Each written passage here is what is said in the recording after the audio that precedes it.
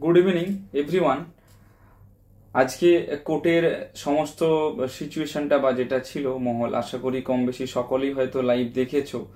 Major যে পয়েন্টগুলো বলেছে আজকে সে সমস্ত বিষয়গুলো নিয়ে একটু বলে দিই। আর আগলি শুনানি কবে রয়েছে এবং ওটাই ফাইনাল শুনানি সেটাও বলে দিচ্ছি।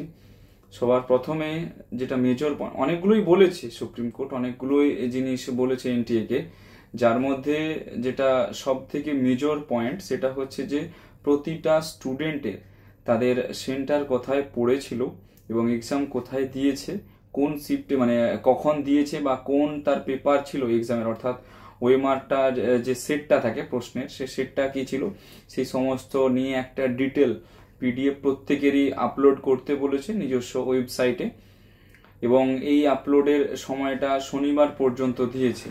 আর সোমবার হচ্ছে যে লাঞ্চের আগেই পুরোপুরিভাবে তারা একটা রায় দেবে বা তারা ফাইনাল ডিসিশন দেবে বা ফাইনাল জাজমেন্ট দেবে, সেটাও তারা মেনশন করেছে।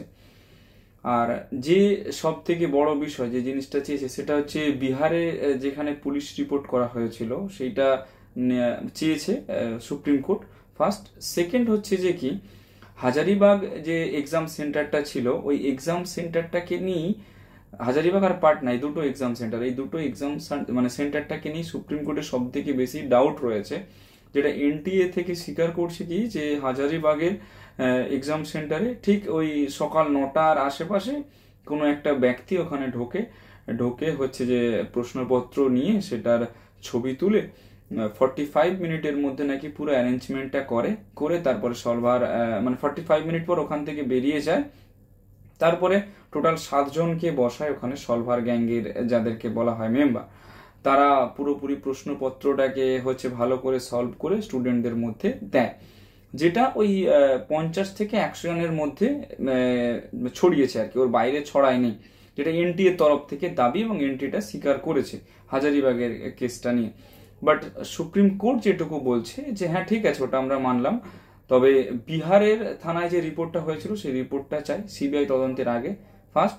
সেকেন্ড হচ্ছে যে কি প্রতিটা স্টুডেন্টের এক্সাম সেন্টার কোথায় পড়েছে এবং কোন কোশ্চেনের সেট তারা পেয়েছে সেটা নিয়ে একটা ডিটেল পিডিএফ, প্রত্যেকের রেজাল্টের একটা পিডিএফ, ওদের ইমেজটাকে এবং roll number, application number, date of birth এইটাকে হাইড করে বা ব্লার করে পাবলিশ করতে বলা হয়েছে। তো আপাতত শুনানি দিয়েছে সোমবার লাঞ্চের আগেই একটা ডিসিশন সুপ্রিম কোর্ট দেবে এবং ফাইনাল সাবমিট করবে। এটা নিয়েই সুপ্রিম কোর্ট আজকের পুরো চ্যাপ্টার ক্লোজ করলো। এটা হচ্ছে মেজর আপডেট আজকের। আর বাদবাকি প্রতিটা স্টুডেন্টদের উদ্দেশ্যেই বলবো যে পেশেন্স রাখো, এমন কিছু সিচুয়েশন হবে না বা এমন কিছু হচ্ছে যে সিচুয়েশন তৈরি হবে না যেটাতে স্টুডেন্টদের ক্ষতি হয়। কমেন্ট সেকশনে অনেকেই রিনিট করে যাচ্ছ, আবার অনেকেই বলে যাচ্ছ যে রিনিট না হলেই ভালো। দেখা যাক যদি মাস লেভেলে পরিমাণে মানে মাস লেভেলে যদি প্রশ্নপত্র ফাঁস হয় সেই ক্ষেত্রে লাস্ট অপশন হচ্ছে রিনিট। যদি মাস লেভেলে প্রশ্নপত্র ফাঁস না হয়ে থাকে তাহলে রিনিটটা একটা অপশন নয় এবং রিনিটটা কখনোই করানো সম্ভব হবে না। সামান্য 100 থেকে 150টা স্টুডেন্টদের জন্য বাদবাকি 20 লক্ষ 22 লক্ষ স্টুডেন্ট সাফার করবে না কখনোই। অনেকেই রয়েছে যারা অরিজিনালি ভালো পড়াশুনো করে রেজাল্ট করেছে। 9 এপ্রিল আর 10 এপ্রিল যে নিউ রেজিস্ট্রেশনের জন্য বলা হয়েছিল সেখানে এনটিএ বলেছে তাদের 15 থেকে 16 হাজারের মতো নতুন ফ্রেশ রেজিস্ট্রেশন এসেছে। সেটা নিয়েও একটা প্রশ্ন উঠেছে যেটা আমরা শুরু থেকেই বলে এসেছিলাম। এবারে দেখা যাক হচ্ছে যে সোমবার কি রায় দেয় সুপ্রিম কোর্ট, দেন তারপরে আমরা মুভ করব কোন দিকে এগোনো বেটার এবং কোন সাইডে বা কোন পজিশনে আমাদের মুভ করতে হবে।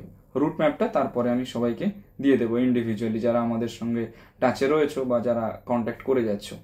ভিডিওটা কেমন লাগলো অবভিয়াসলি জানিও, একটু যদি ইনফরমেটিভ বলে মনে হয় সকলের সঙ্গে শেয়ার করে দিও। Thank you.